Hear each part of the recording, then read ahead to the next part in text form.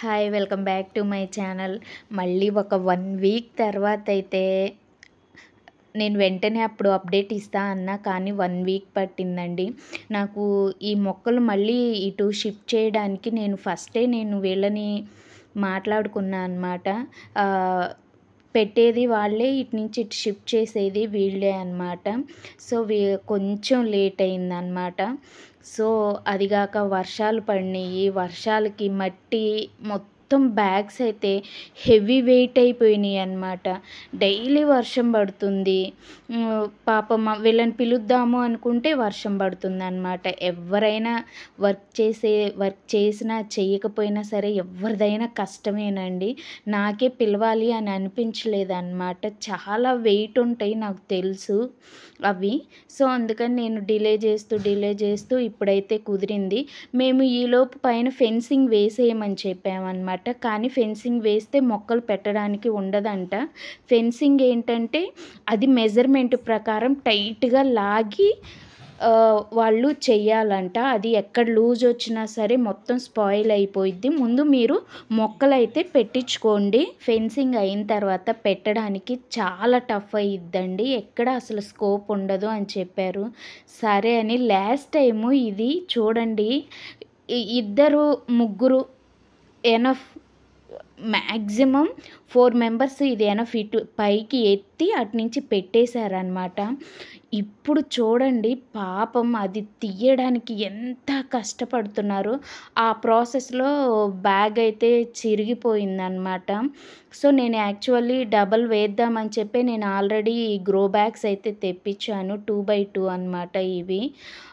So ఎవరికైనా కావాలంటే నేను లింక్ ఇస్తాను. చూడండి ఎంతమంది ఒక్క ప్లాంట్ని అయితే లాగుతున్నారు అండి. ఎవరిదైనా కష్టమే. అసలు నాకు ఆ రోజు చూస్తానికే చాలా బాధేసింది. అసలు ఆ రోజు 3-4 పెట్టేశారు ప్లాంట్ని.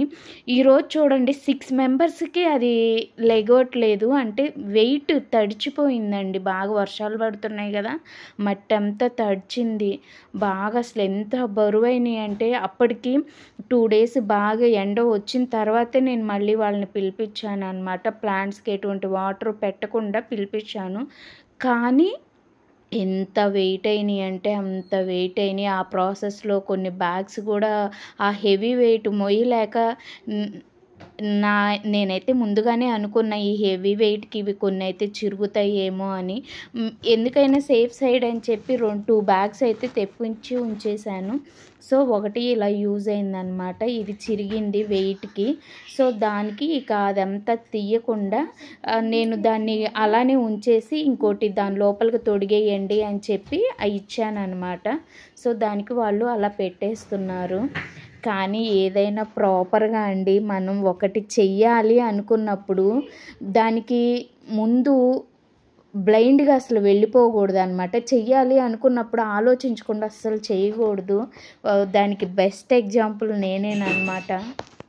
ప్రాపర్ ప్లాన్తో అన్నీ కరెక్ట్గా చూసుకున్న తర్వాతే ఇలా ప్లాంట్స్ అయితే గార్డెన్ సెట్ చేసుకోవటం బెటర్ అండి.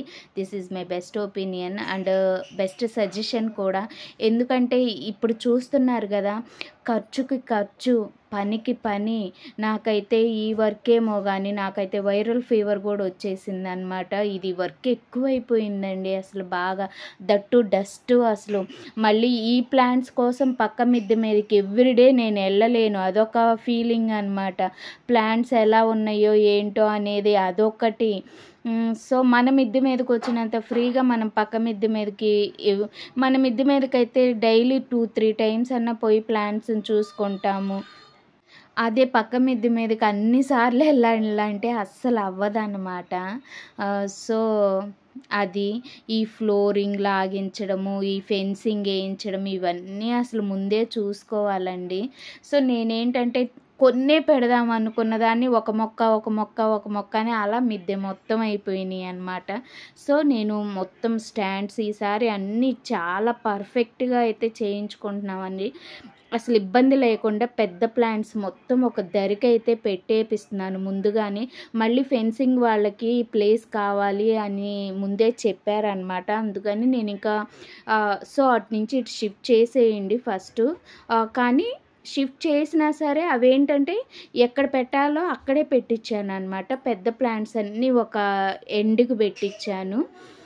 సో, మిగతావన్నీ నార్మల్‌గా సైడ్‌లు మొత్తం గ్యాప్ ఇచ్చి వాళ్ళకి కావాలి కాబట్టి పెట్టిచ్చేసాననమాట. సో, వీళ్ళైతే ఇలా షిఫ్ట్ చేసేసారండి. లాస్ట్ టైం 2 మెంబర్స్ పట్టుకున్న ప్లాంట్స్ ఈసారి అసలు మినిమమ్ 2, 3 అసలు పట్టుకోవాల్సొచ్చింది. అసలు నాకే వీళ్ళు చేస్తుంటే వర్క్ అనిపించిందనమాట అసలు.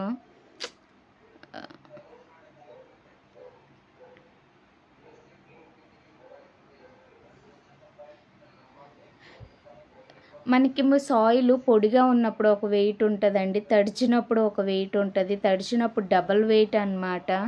సో, ఇవన్నీ ఇంత దూరంగా పెట్టిచ్చేస్తున్నాను. మనకు ఆల్రెడీ ఈ మొత్తం షిఫ్ట్ చేసేస్తే ఫెన్సింగ్ వేయడానికి ఫెన్సింగ్ వాళ్ళు రెడీగా ఉన్నారు. సో, ఇవంతా ముందు షిఫ్ట్ చేసుకోవాలి. వాళ్ళు కూడా అంటున్నారనమాట, "ఏంటి మేడం ఇంత వెయిట్ ఉన్నాయి, మొన్న పెట్టేటప్పుడు అసలు వెయిటే లేవు. అసలు మేము ప్లాంట్స్ ఒకళ్ళం తెచ్చే ప్లాంట్ ఇద్దరము నలుగురం పట్టుకు రావాల్సి వస్తుంది. అసలు మొయ్యలేకపోతున్నాము" అని అంటున్నారనమాట పాపం అసలు. కానీ మొయ్యలేకపోవడము అంటే ఇన్ ద సెన్స్ ఏంటంటే లాస్ట్ టైంతో కంపారిజన్ అనమాట. అంతే, అంతకు మించితే ఏం లేదండి. వర్క్ అయితే టూ గుడ్ అనమాట. అసలు చాలా బాగా వర్క్ చేశారు అసలు వీళ్ళు. మంచిగా అసలు ఎంత రెస్పాన్సిబిలిటీగా చేశారంటే రియల్గా రెస్పాన్సిబిలిటీగా చేశారు. చాలా ఒక్క కుండీ కూడా పగలలేదండి వీళ్ళు. ఎంత టేక్ కేర్గా పెట్టారంటే అంత టేక్ కేర్గా పెట్టారనమాట. చాలా వాటికి మా వాటిల్లో ఎండకి ఎండి చాలా నేను ఓల్డ్ టబ్స్ చాలా ఉన్నాయి అన్నమాట. సో, అవైతే అసలు నేను మ్యాక్సిమం చాలా వాటికి పగిలిపోతాయేమో అని చెప్పి నేను స్మాల్ గ్రో బ్యాగ్స్ అలా గ్రో బ్యాగ్స్ తెప్పించి ముందుగానే ఉంచుకున్నా అనమాట. బట్ ఏంటంటే ఒక్క టబ్ కూడా అయితే పగలలేదండి. మ్యాక్సిమం 100% మొత్తం షిఫ్ట్ చేశారనమాట. అంత టేక్ కేర్గా అయితే షిఫ్ట్ చేశారు. వర్క్ అయితే ఎక్సలెంట్ వర్క్ చేశారు. చాలా బాగా నచ్చింది నాకైతే అసలు వీళ్ళ వర్క్.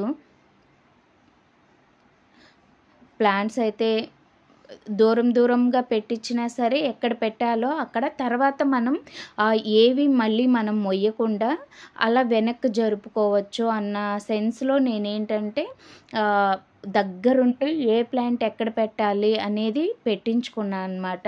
మా స్టాండ్స్ మొత్తానికి పెయింట్ అయితే వేసేసుకున్నాము మేమేను. సో, మొత్తం ఇలా అయితే పెట్టించేసామన్నమాట.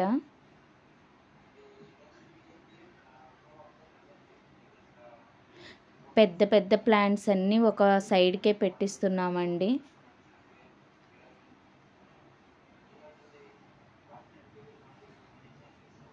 సో, ఫైనల్గా అసలు ఈ ప్లాంట్ అసలు రియల్గా నాకైతే అసలు ఎంత పెట్టేటప్పుడు అసలు టెన్షనే.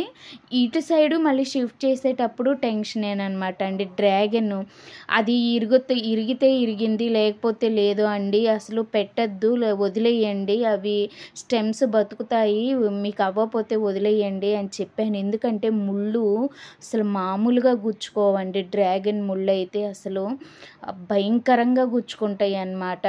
నేను వద్దు పెట్టద్దు అని కూడా చెప్పాను. కానీ వాళ్ళు లేదు, అదేం కాదండి, మేము 4-5 పట్టుకొని జాగ్రత్తగా ఇటు షిఫ్ట్ చేసేస్తాము అన్నారు.